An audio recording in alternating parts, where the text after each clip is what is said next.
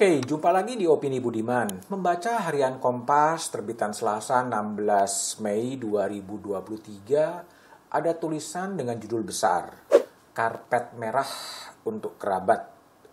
Harian ini memang menyoroti beberapa kerabat pimpinan partai politik yang kemudian nyalek untuk pemilu 2024. Kalau mereka terpilih, tentunya mereka akan menjadi anggota DPR. Artinya, mereka, para kerabat, dan juga para pesohor, para artis itu akan mewakili kita-kita semua. Mewakili aspirasi kita, mewakili kegundahan kita, melihat jalan rusak, melihat korupsi yang terus merajalela. Aspirasi itu tentunya akan ditangkap oleh para pesohor, oleh para kerabat dari pimpinan partai politik.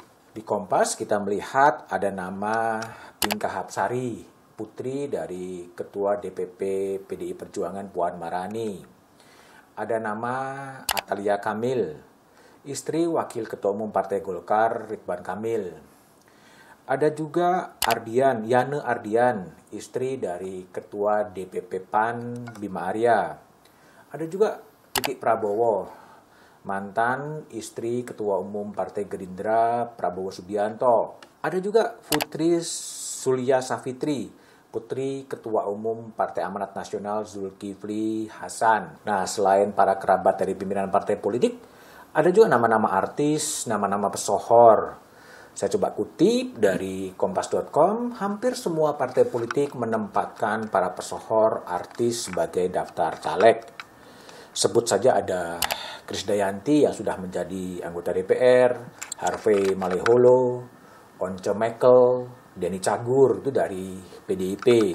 Dari Gerindra nanti akan ada nama Ahmad Dhani, Melly Guslau, Rachel Meriam. Dari PKB ada nama Tommy Kurniawan, Iyeth Bustami. Dari Nasdem ada nama Reza Artemevia, Choky Sitohang. Dari PKS ada nama Narji. Dari Demokrat ada Dede Yusuf, Ingrid Kansil. Dari PAN ada Eko Patrio dan Pasha Ungu. Itu sekedar menyebut nama-nama. Pertanyaannya adalah apakah ada yang salah? Enggak ada yang salah dengan perekrutan model demikian. Mereka juga punya hak untuk berpartisipasi dalam politik menjadi calon anggota legislatif. Tapi juga hak rakyat untuk memilih atau juga tidak memilih. Sebagai rakyat tentunya kita hanya bisa berharap agar para caleg betul-betul bisa menyuarakan kepentingan publik, kepentingan rakyat yang menjerit karena korupsi yang terus merajalela, karena jalanan-jalanan yang rusak, kesenjangan sosial yang demikian menganga. Apakah mereka kemudian bisa menjawab aspirasi publik itu? Kalau dari merujuk kepada hasil sejumlah lembaga survei, tingkat kepercayaan publik pada DPR ini paling rendah dibandingkan dengan lembaga negara lain.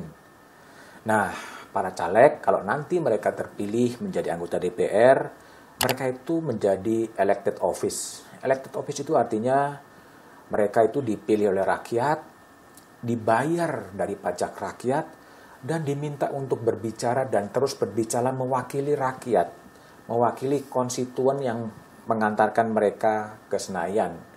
Jadi, perhatiannya adalah kepada rakyat yang diwakilinya, tidak sepenuhnya kepada ketua umum partai politik. Pekerjaan DPR itu namanya parler dalam bahasa Perancis yang artinya adalah berbicara. Berbicara apa? Berbicara dalam rapat-rapat DPR itu berbeda dengan berbicara di televisi, berbicara di sinetron atau drama atau di panggung hiburan.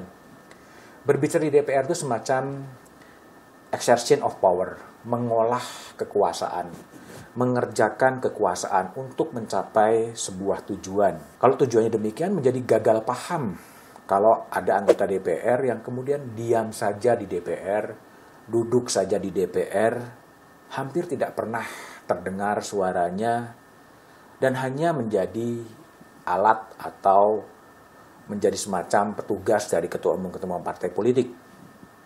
Anggota DPR juga harus punya kuasa wicara atau the power of speech untuk memperjuangkan kepentingan rakyat. Itulah esensi dari anggota DPR.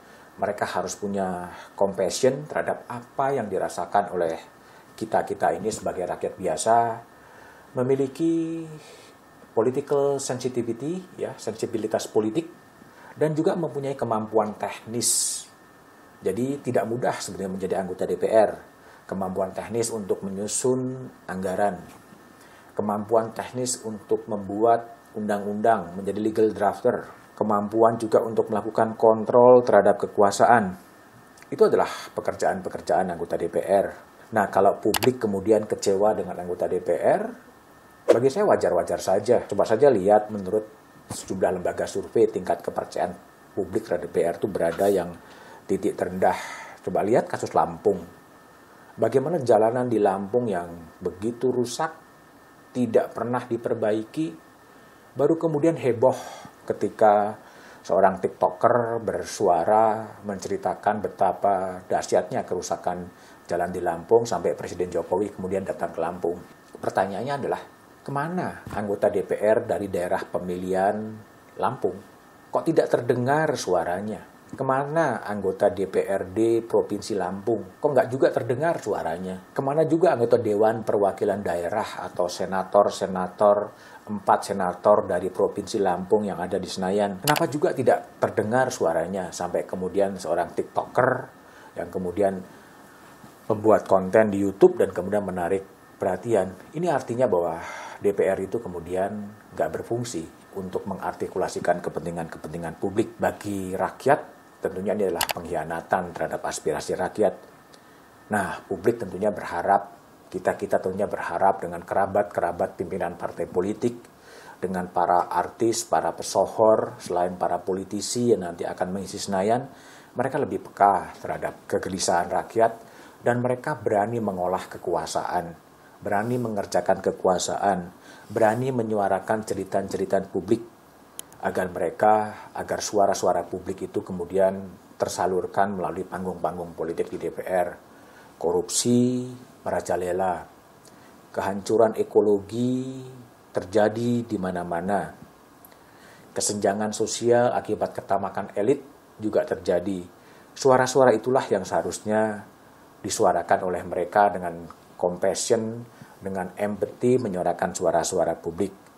Harapannya para kerabat-kerabat pimpinan partai politik yang tentunya punya privilege, artis-artis yang tentunya sudah cukup populer bisa menyuarakan kehendak-kehendak itu, kehendak rakyat yang pernah tidak tersuarakan.